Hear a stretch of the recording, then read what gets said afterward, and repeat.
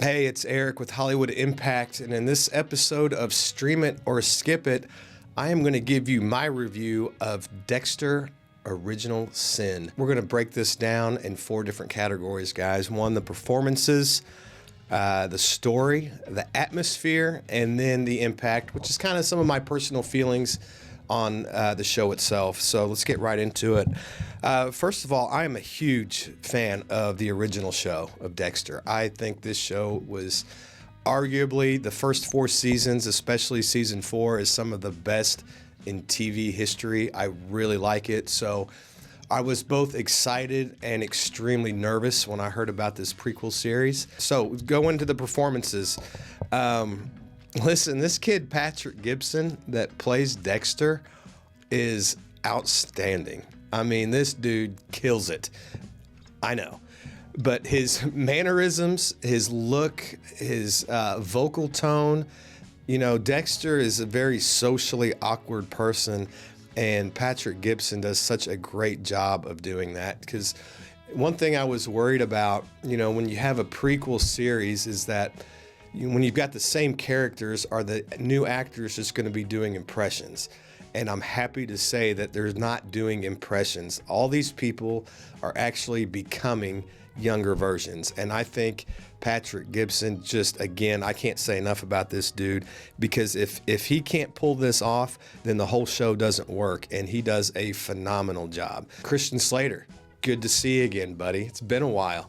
He plays Harry Morgan, which is Dexter's adopted father. Does a great job. I mean, you get a little bit of backstory and some of the motivations of Harry in the original series.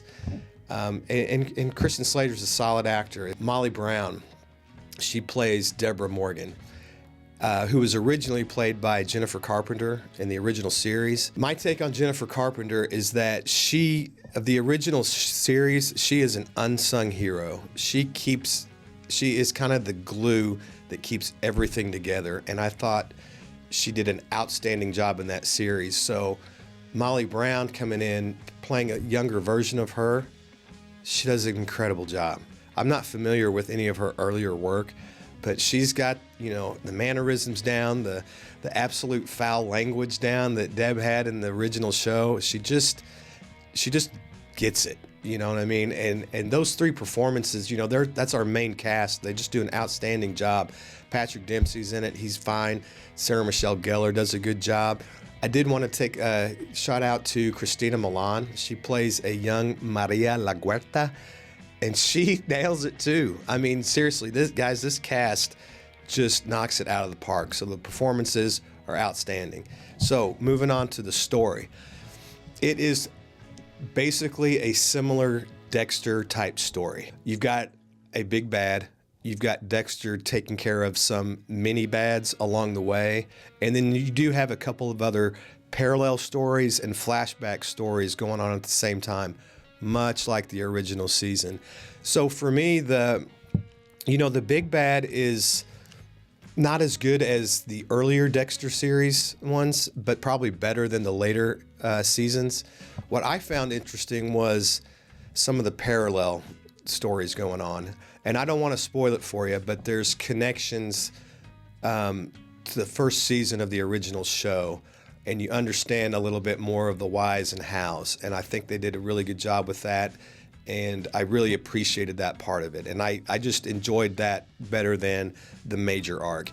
We're seeing Dexter in training. He's learning, he's making mistakes, but still the story itself, solid, typical Dexter story. The atmosphere. So we are in 1991 Miami, and they get it right. They don't overdo it. The colors, the fashion, the music, the Cuban influences, and all of that all work. It's not in your face that it's 1991. It's just subtle enough to remind you that, yeah, it's an earlier time. And what I think they did that was really smart was they used some of the original score and music from the original series, because it's just like you get in that nostalgic kind of mode. It's like, oh yeah, I remember that. And they did a really, really smart decision incorporating that into this new show. So, well done. The original show's got this iconic intro, and this show pays homage to that. It's different in that Harry and Deborah are also involved. It's basically their morning routine.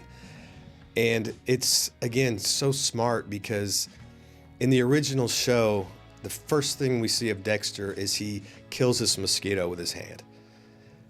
And in this one, he does the same motion, but he misses. And I think it's subtly telling us that, like, he's not there yet. He's not in his final form. He's not final boss Dexter yet. The way he makes his food and eats is so sloppy.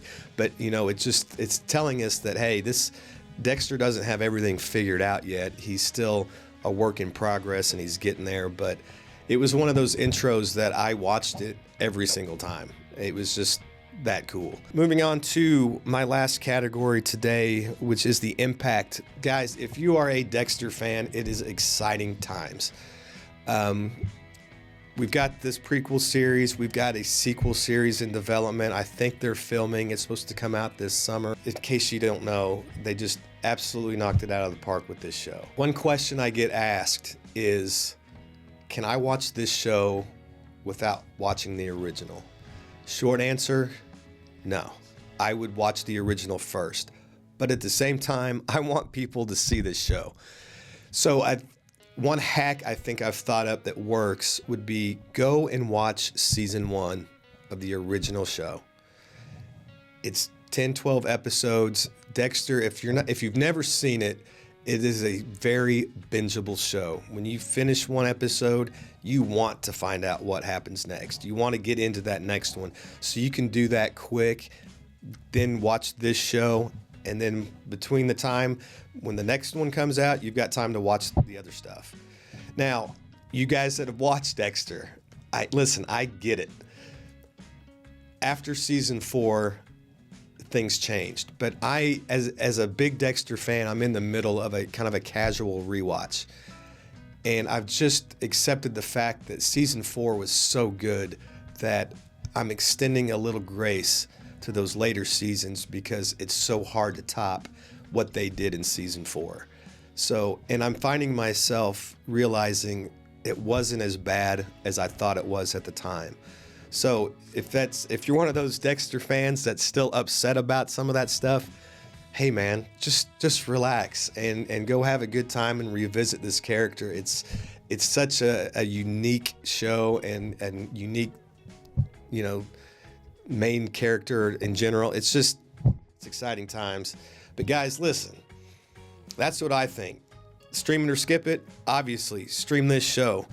But let me know what you think. Like, comment, subscribe. We're very interactive, and we like to respond to our viewers. So whether it's good or bad, guys, it's all good. Let us know. But until next time, we'll see you later.